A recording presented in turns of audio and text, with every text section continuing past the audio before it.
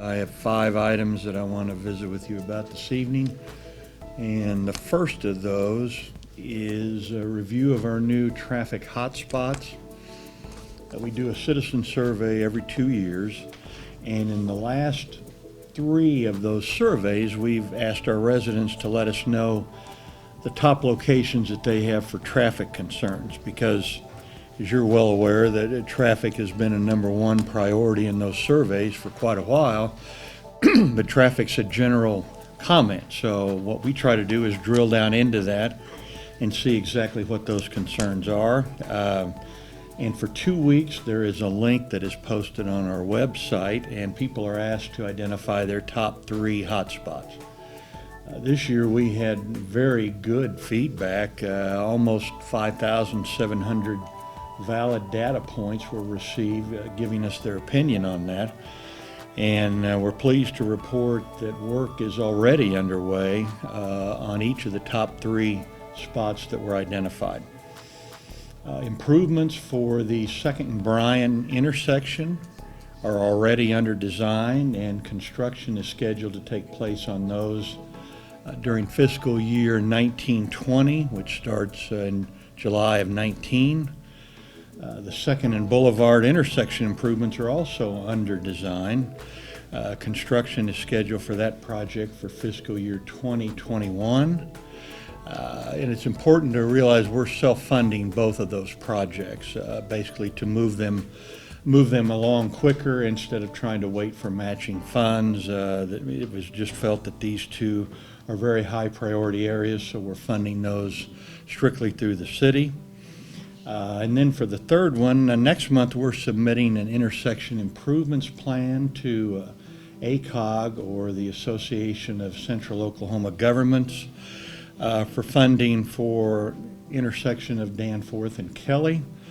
If we receive funding for that, then construction would begin on that project during the federal fiscal year 2020, which would start in October of 2020. And excuse me, as some examples of how seriously we take this feedback and how we try to move forward with the items that our residents identify. Just as a reminder, 2 years ago in our last survey, 2 of the top hotspots from 2 years ago were the addition of left turn lanes on Covell at both Bryant and Santa Fe. Both of those have been accomplished. And so we hear what people are telling us. We try to respond. Just as one more reminder in that vein, the top traffic hotspot 4 years ago, 2 surveys ago, was the intersection of 33rd and Broadway. And that major project was also accomplished on time, by the way, even though it took about a year. It was accomplished over 2 years ago. So the results that we get from this, we think we have a good track record of trying to address those, and we have new items to address, but in reality, we're already trying to address those and move forward.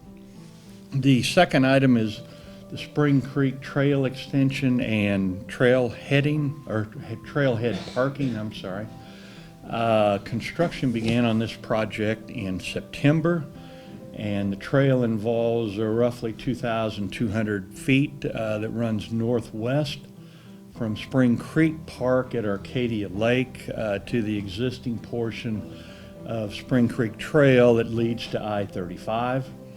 It is an 18-foot wide trail that has dedicated lane for both cycling and running/walking.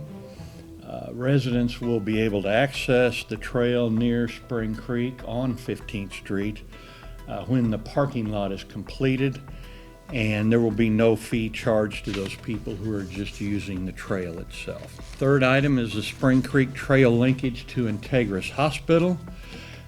Construction also began on this trail in September, and it will also be an 18-foot wide trail that will run about 1,300 feet from the west side of Integris Hospital and connect to the existing Spring Creek Trail. Residents will be able to access this trail by parking in the Integris lot that is just east of I-35.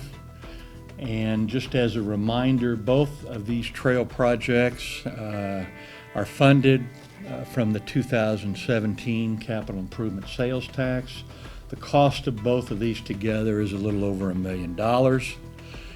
Rudy Construction is the contractor for both trails, and there will be a dedication of those facilities that will be scheduled for sometime this spring. The fourth item is an end of the season report for the Pelican Bay Aquatic Center. Our overall attendance increased slightly this past year, basically about 1%. We had 37,155 people in our attendance total. Also increasing this year were the number of times that this facility was rented for parties and birthday parties, etc. Our swim lesson numbers continue to decrease, and that's primarily due to there are a lot of different options available to people now to obtain swim lessons, and as you can see on here, those numbers have consistently gone down the last 3 years. As you can also see on here, our pool revenue continues to increase, but also the flip side of that is our expenses continue to increase as well, because we have significant areas to repair and upgrade for the facility. And I think it's important to keep in mind also that Pelican Bay is now 16 years old. So we're going to have some of those just by the nature of how long it's been there. It's also encouraging to note that our net loss continues to decrease for the pool operation, and I think it's also important to remember that it's very common for city pool facilities to operate at a deficit, but the feeling again is that they provide a very important public service, and we try to operate those as efficiently as we can. And then the last item is an update on our sales and use tax. After 17 consecutive months of positive growth from the same month in the previous year, we had just a very slight decline in November. Actually, that decline was about 0.5%. However, our cumulative percentage for the new fiscal year remains about 4.32% above for the year. You might also remember that these numbers pertain only to general fund sales taxes, which equate to about 53% of our total collections.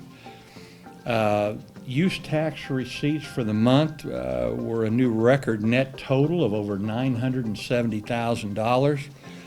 That's almost 82% above last year, and for the year, cumulatively, we're now about 34% above for use tax. However, a note of caution in there, we frequently see large fluctuations in use tax collections due to more refunds being issued in, quote, business-to-business sales. And that occurs when a business takes possession of materials in one location and is taxed at that site, and then those materials are delivered to another location, and the final tax is then reflected at that location. So that's part of the reason for these large fluctuations. But the good news is that our combined sales and use taxes are now cumulative together. Somehow that didn't come out tonight. A little over 9% above for the fiscal year.